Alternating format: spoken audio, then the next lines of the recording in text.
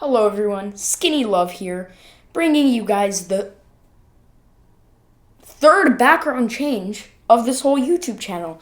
Yes, I went from recording to this very sweaty, hot, random room in my house to the guest room of my house to eventually, for some reason, finding out just now that I could record in my bedroom, which is quite dumb. And today I am bringing you the first classic album review of the channel. And what does that mean, classic album review?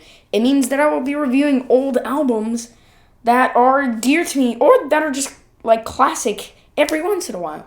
And to start off the classic albums, I will be reviewing Bon Iver's 2007 debut album, For Emma, Forever Ago. And this album is dear to me because it has such a great vibe to it. Like it's really a perfect album in terms of making you feel a specific way. Now, I'm going to explain to you why this album has this specific feeling to it, and it's basically because before the release of this album from 2007, basically, Justin Vernon, the lead singer and songwriter of Bon Iver, the band, basically, he secluded himself in his dad's cabin after breaking up with his girlfriend and band and being diagnosed with mono. He secluded himself for 3 weeks approximately. And in the making, in the process of those 3 weeks, basically, he wrote and recorded these songs. And basically, these songs really feel to it. And this album, for that reason, became the essential and quintessential breakup album, and it makes sense why. The album opens up with this muted strings on the song Flume, and then this guitar that beautifully sets the vibe of this album and makes the song feel so lonely and isolated. It's beautiful. And there is also this like broken string that goes throughout the song, and it helps the vibe so much of this song. And essentially, this song is the perfect opener to any album. And then it goes on to the song Lump Slump. And Lump Slump is basically, it starts off with Vernon echoing throughout the song in the beginning, before this very quick paced sad guitar speeding throughout the song. And then Vernon continuing with his falsetto. It's another thing that makes this album so great. Justin Vernon's falsetto sounds so vulnerable and just very sad, basically. With Justin Vernon continuing with these vocals would sound bad for any other artist, but with Justin Vernon, it just sounds beautiful. Then the song continues with Skinny Love, which is another tragic and, beautiful song that really encapsulates the feeling of feeling so empty yet, full, you know? And this song is completely relatable, and this is a song that got me into Bon Iver, and I'm sure as many others because this is his most popular song that he's ever released. And yeah, this song is amazing. But then the next song, The Wolves, Act 1 and 2, starts off with a slower and, quieter song on the first half, the first act, till it picks up slightly on the second half. And it kind of confuses me, the second half, because now Vernon has this auto-tune vocal line that sounds like, "What might have been lost?" And it's just really awkward for that. And I don't really like the auto-tune little spike in his vocals. And you know what? It is what it is. The song is what it is, it's fine.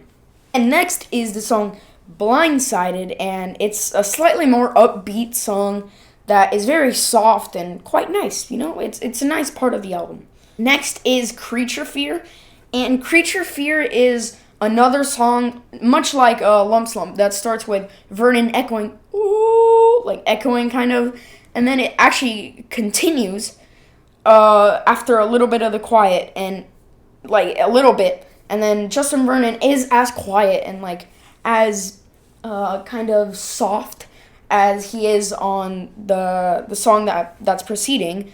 Both songs that are actually preceding, Blindsided and The Wolves, Act 1 and 2, he's just as quiet on that. And then it breaks out into this very loud and boisterous, kind of I don't know how to describe it. Just very loud and boisterous chorus, and it is very great, and it's like rhythmic and really nice. And Creature Fear transitions into this small little short 2-minute long interlude continuation, and basically it's just really nice instrumental. It adds surprisingly a lot to the album, and yeah, team.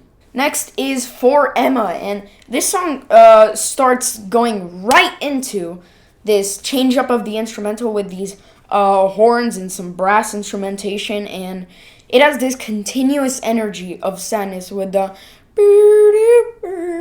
line, and I love that. And the closer of this album, Restacks, is without question the best song of this album, and comfortably one of the most beautiful songs ever written. It's a true sharing of emotions, and its 6-minute runtime is completely well-deserved. And it's not just the music that makes the song so good.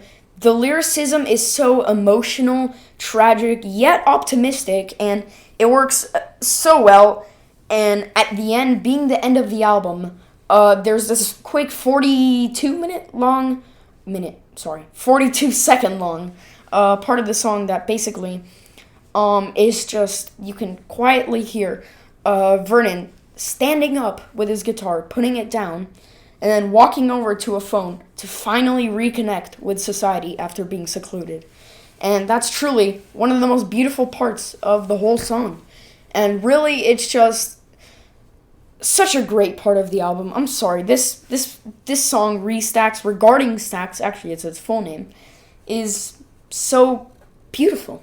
And it's just great. And I could really make a whole video describing the lyricism that Vernon wrote on this, but I'm just going to say this. It's beautiful. That's it. That's the only word I could use to describe it. Beautiful. And that's the end of the album. After 13 years, I feel like as talented as Justin Vernon is, especially on this album, is this his best?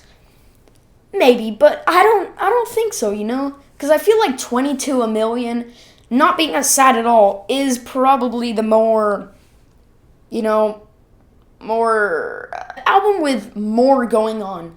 And this album is still so good, and it just really shows Bon Iver's talent. He's made 4 albums, 1 EP, and all of them have been amazing. You know, they've all been amazing. They've all been great. At least 8 out of 10 on all of them. And then after this album, he made his 2012 or 2011 self-titled album called Bon Iver. Well, if it's self-titled, then obviously it's going to be Bon Iver. I don't even need to explain that. But it's also a very nostalgic and beautiful album. Not as good, not on the same level, but very good. And then, like I said, 22 A Million, which is this chaotic mess, and it's honestly amazing. One of the best albums of the whole 2010s. And then it's I, which is another amazing album that it's basically just a mashing of all of these albums that Bon Iver has made. And then that one EP,